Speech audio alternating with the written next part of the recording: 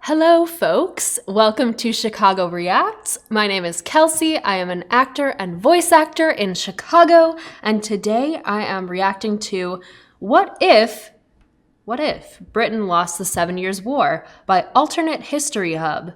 So this was suggested by Bill J. Freeman. Thank you, Bill. I do love,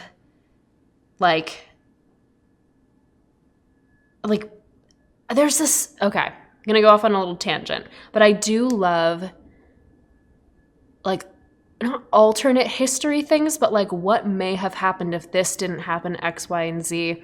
There's less so with human history and more so, there's a book series that is all yesterdays.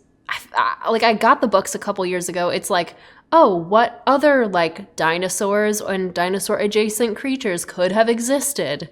And then there's All Tomorrows, which is similar, but it's after humans are gone, what animals might evolve, etc., etc. I found that stuff so fascinating. So this is kind of in that vein. So yeah, thank you again, Bill. I'm excited to watch this.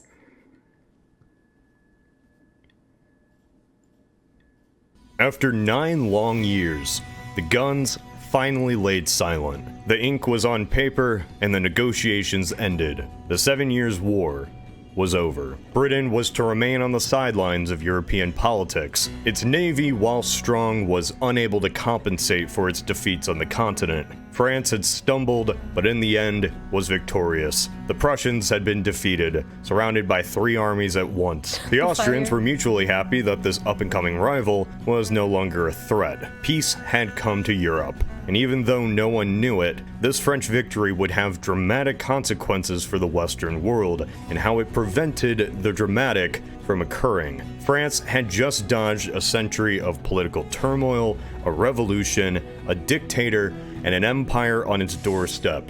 All events that occurred in a different timeline, our timeline. In this alternate scenario, the French have something that prevents them from going down this path: war spoils and time. This is a world where the French won the 7 Years' War. You must be thinking, wait a second, didn't he just do a video about if France won the French and Indian War? How's this not different? Keen eye, avid viewer. This video is a continuation of a previous scenario, one that focused exclusively on the American front in the French and Indian War. If you didn't watch that first video, don't worry. Here's a brief recap. Oh, cool. I was gonna be France's victory in North America doesn't save it from the inevitable tide of Anglo-colonists. Poor Quebec was going to be overrun in due time. Yet even though New France one day does fall to the swarm, even a little delay goes a long way. France retained its colonies, not only keeping the colonists on edge, but preventing one of the reasons for the revolution in the first place: Parliament stopping the Americans from going out west. With the French remaining, British North America overcomes its period of rebellion and becomes more loyal, or at least tolerant, to the crown. For the time being, they're not in a situation to rebel. I did say that there was a chance the French Revolution would still occur, as the poverty was too great and the system was too corrupt. Yet upon thinking back, I realize I was partly wrong.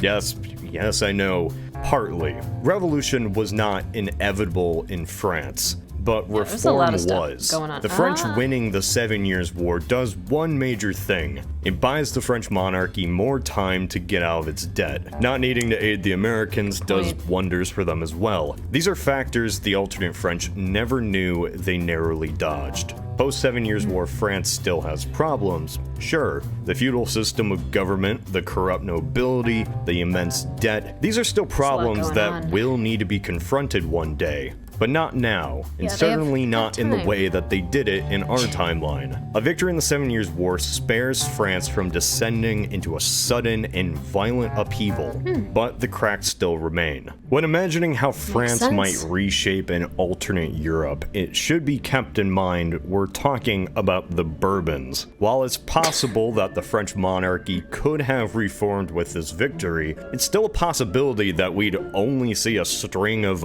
alternate bad bad decisions that build towards a very similar situation of the 1790s. I could list all of the decisions the monarchy would need to do to avoid revolution, yet that isn't what you came for. And the French Revolution was so unique in how many wrong turns were taken, just this victory already means revolt and reform doesn't happen at all like it did in our timeline. Most importantly here, Napoleon, his conquests, and all that his reign entailed in shaping 19th century Europe, not in its military consequences, but in the ideological cat that it let out of the bag, the idea of popular enfranchisement and democratic ideals. Yet before I talk about that, let's discuss some immediate effects of the war. You know, the map changes, the stuff you guys like.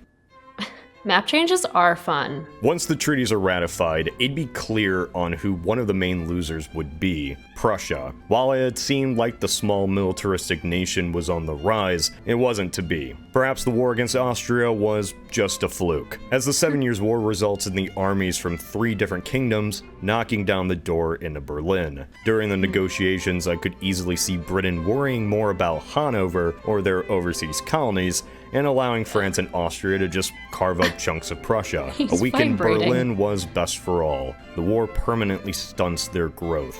Frederick may or may not have committed suicide following such a crushing defeat, leaving the future of even the Prussian monarchy up in the air. Not only are they now in the gutter, but their main roadmap to becoming an empire just doesn't exist anymore. In this alternate timeline, no French Revolution brings no Napoleon and no conquest of the Holy Roman Empire. The region isn't dismantled and reorganized into larger princedoms. It was this outdated and complicated system of duchies, princedoms, kingdoms, and free states that made any unifying of the German people impossible. Not to mention the Habsburgs claiming the HRE crown meant it couldn't simply be dismantled until the Habsburgs had no choice while facing Napoleon.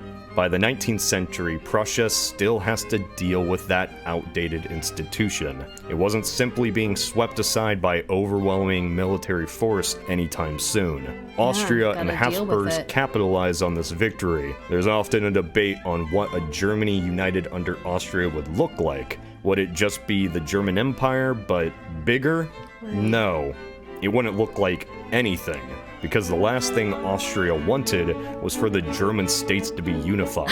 And as broken as the Holy Roman Empire was, it still technically was a bunch of regions fielding loyalty to the Habsburgs. Perhaps a confederation may be in its place in the future, but not for now, and unification is certainly off the table. Now, as for the other nations of Europe, no country was more affected unofficially by the war than Poland. Poland in our timeline did not live to see the 19th century, but the reason Poland was universally conquered by its neighbors at the same time wasn't just because it was a landlocked country split between 3 militarily strong rivals. It was because Poland by the 1790s was fully buying into the ideas of the French Revolution. And so the experiment was put down before it could begin. In this alternate timeline, Poland is an independent state and continues on. Not simply because there is no revolution, but because the Bourbons had an interest in Poland, proposed alliances, shared monarchies, a very close relationship considering they had a full Germany between them. And the Bourbons post-war would aim to assure a puppet monarchy, or at least a Bourbon monarchy, comes to power in Poland. You can debate if a puppet monarch is a really great deal for Poland, but compared to the alternatives, I'd say it's a plus. What matters is what the Bourbons do with this influence, and whether or not they can keep their absolute rule of monarchy and system of nobility from crumbling down. Would the next century of industry chip away at the old regime, or does technological progress just become a new tool for the ruling class? That becomes a question for the next century.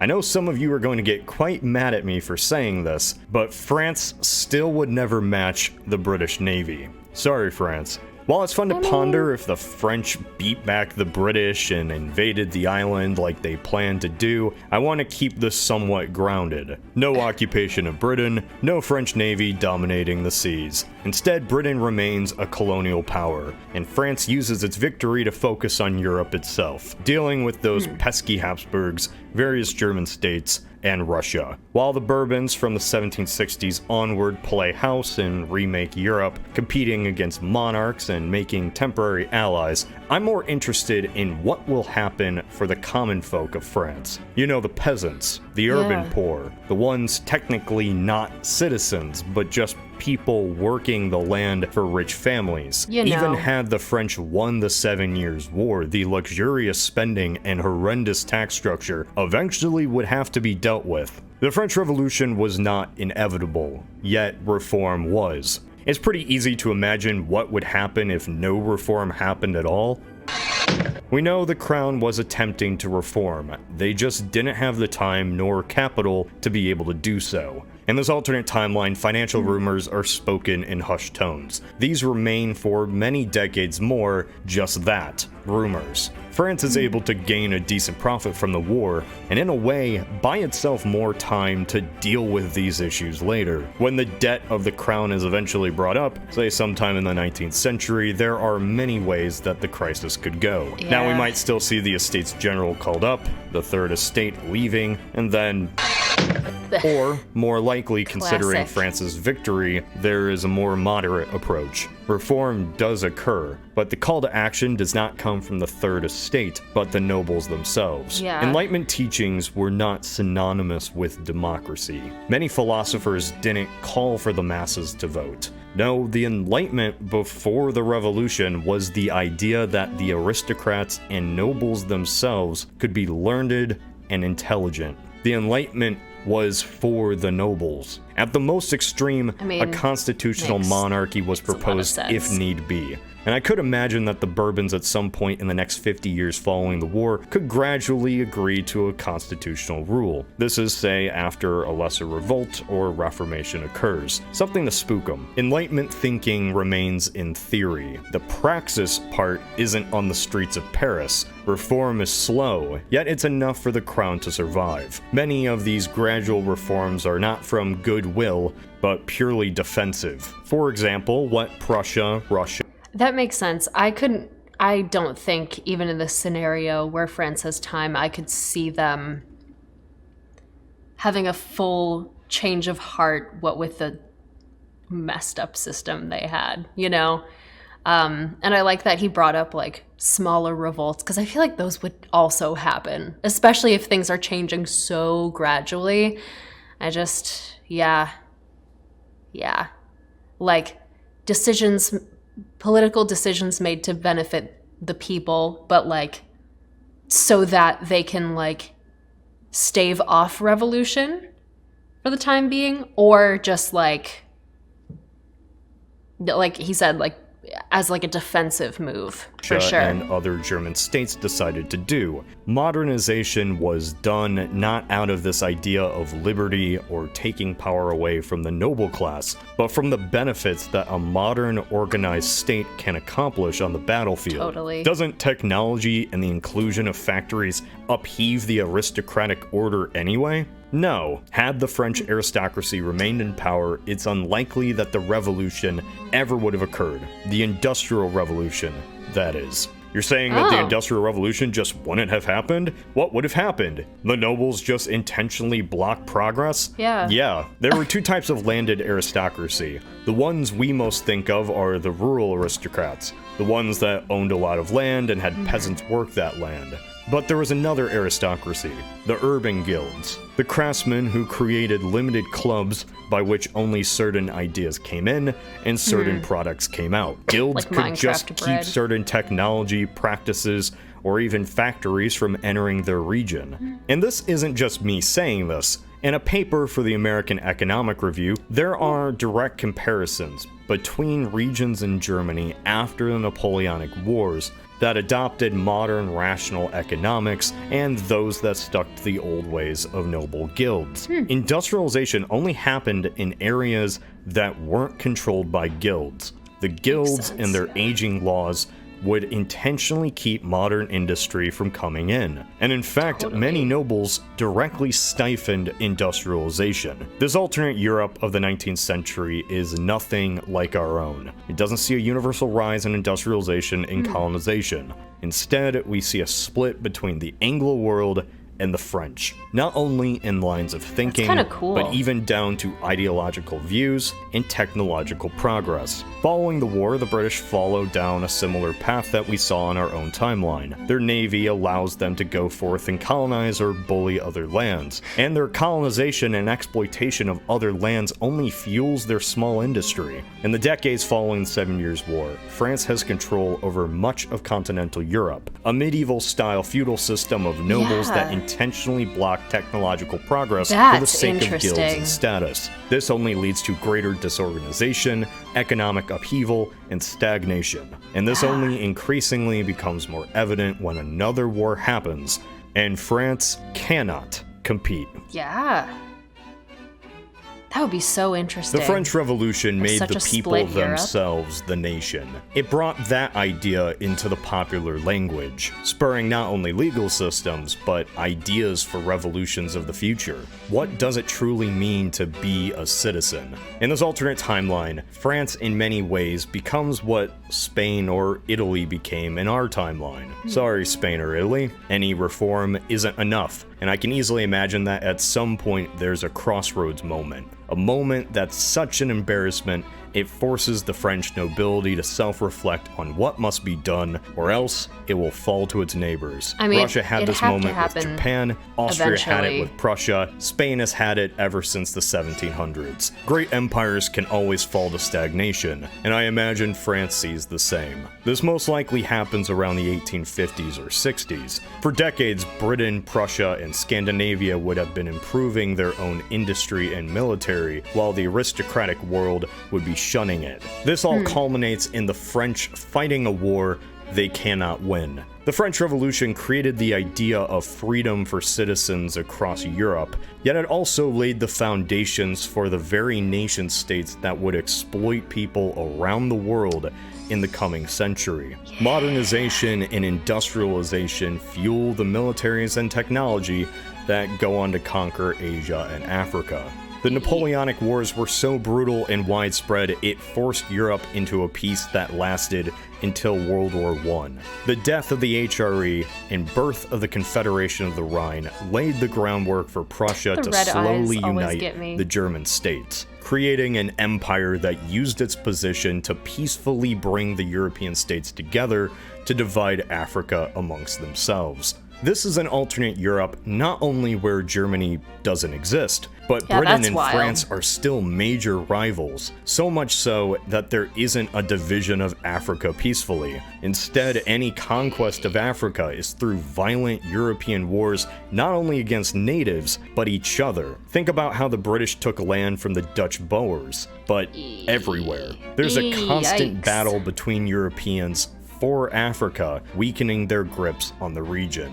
Essentially, the same aristocrats that kept European peasantry down would keep the European empires from successfully exploiting the world through sheer incompetence, at least to the extent that they did in our timeline. There is no World War I, as by the 20th century the world is much more like the 18th. The rivalries of the 20th century perhaps are not between capitalism and communism, but between nationalism and autocracy. Just not in the way that we think of those words in our timeline. How we view the modern world is due to the French Revolution, and it'd be fascinating to see a world where that just doesn't exist, where the nation isn't really a thing for most of Europe or the world, yet allegiances to families are. How does that system come crumbling down if there isn't a violent revolution? Would it be through decades of reform or another alternate cataclysm? I'll leave that for you to decide. It would have to As for now, this is Cody of Alternate History Hub. That's Well, that interesting. changed a lot. The 7 Years' War dramatically shifted the lives of anyone living at the time, where people could settle who controlled what, and as a byproduct of that, future generations going forward. Especially in this case, Ohio, which France and Britain both just really wanted, I guess. And funnily enough, my family is very tied to Ohio, even more than I really had ever thought. And thanks to today's sponsor, Ancestry, I know Ancestry, Ohio. Yeah, that's something. I know the French definitely explored a lot of Illinois too, hence like places like saying it this way after saying, oh, it's French. Places like Joliet, I'm sure it's pronounced like Joliet or something, but like we're all like, oh yeah, down in Joliet. Yeah. Anyway, yeah, that's interesting. I wonder what I want a part 2 of this where he goes into what the effect on like the Canadian and American colonies would have been in the long run, and if the Canadian like territories in Canada would have adhered more to, or the French like settlements in Canada would have adhered more to French ideology, and America would probably still be under British rule. So that'd be interesting too. But yeah, I want to learn more about like that side of things. But this was very interesting in and of itself. Very cool. Thank you for the suggestion, Bill Freeman. I really appreciate it. And thank you all for watching and joining me and watching this very thought-provoking and informative thing. I want to go like make people watch this and talk with me about what they think would have happened to the Americas now. If you liked this video, be sure to like it and subscribe to our channel for more content, and I'll see you next time.